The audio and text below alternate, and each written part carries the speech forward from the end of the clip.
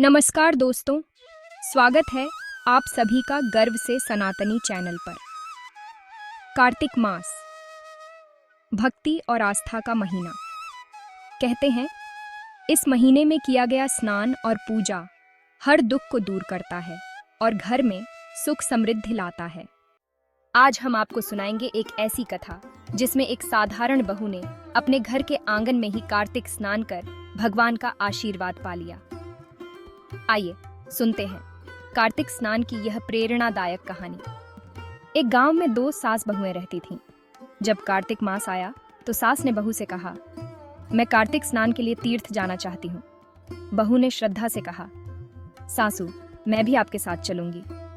सास ने मुस्कुराते हुए कहा, अभी तू छोटी है, अभी मुझे ही जाने दे।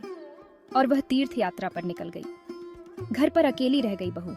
उसने सोचा, भले ही मैं तीर्थ नहीं जा सकी, लेकिन भगवान के प्रति श्रद्धा दिखाना मेरा कर्तव्य है। वह कुम्हार के पास गई और वहां से 33 कुंडे मंगवा कर लाई। फिर वह रोज सुबह जल्दी उठती, एक कुंडा पानी से भरती, उसी में स्नान करती और स्नान के बाद उस कुंडे को उल्टा करके रख देती। उधर तीर्थ में सास गंगा जी में स्नान कर रही थी। अचानक उसकी नथ यानी नाक की बाली गंगा जी में गिर गई। सास घबरा गई, लेकिन नथ उसे मिल नहीं सकी। इधर बहू अपने आंगन में कुंडे में स्नान कर रही थी। वह श्रद्धा से बोल रही थी, सासू नहावे उंडे, मैं नहाऊं कुंडे। उसी क्षण गंगा जी की पवित्र धार बहू के कुंडे में आ गई और साथ ही सास की नथ भी बहकर आ पहुंची। बहू ने नथ को पहचान लिया और उसे सहेज कर रख लिया। पूरा कार्तिक मास समाप्त हुआ। सास तीर्थ स्नान करके घर लौटी। बहू ने सास का सम्मान पूर्वक स्वागत किया और उसकी ही नथ पहन ली थी। सास ने आश्चर्य से पूछा, अरे बहू, ये नथ तू कहाँ से लाई? बहू ने विनम्रता से कहा, सासू मेरे कुंडे में गंगा जी की धार आई और उसी के साथ आपकी नथ भी आ गई। सास ने कहा, आज मैंने ब्राह्मणों को भोजन के लिए बुलाया है।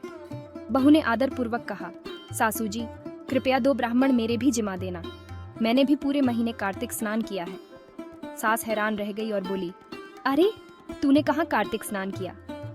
बहू मुस्कुराकर बोली, आइए ऊपर चलकर आपको दिखाती हूँ।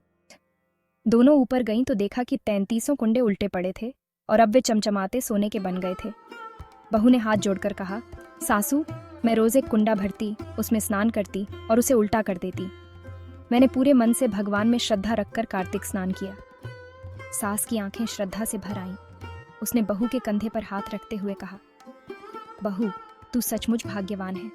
तेरी भक्ति और सच्ची निष्ठा से प्रसन्न होकर स्वयं गंगा जी तेरे पास आ गईं।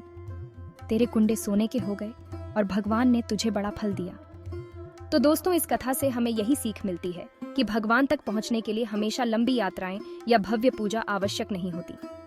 यदि आपका मन सच्ची श्रद्धा से भरा है और आप पूरी निष्ठा से भक्ति करते हैं, तो भगवान स्वयं आपके घर आकर आपको आशीर्वाद देते हैं। कार्तिक मास में किया गया हर छोटा सा पुण्य आपके जीवन में सौभाग्य और समृद्धि लाता है। अगर आपको यह कथा अच्छी लगी हो तो लाइक और शेयर करना न भूलें और ऐसी ही आध्यात्मिक कहानियां सुनने के लिए चैनल को सब्सक्राइब जरूर करें। धन्यवाद। राधे राधे।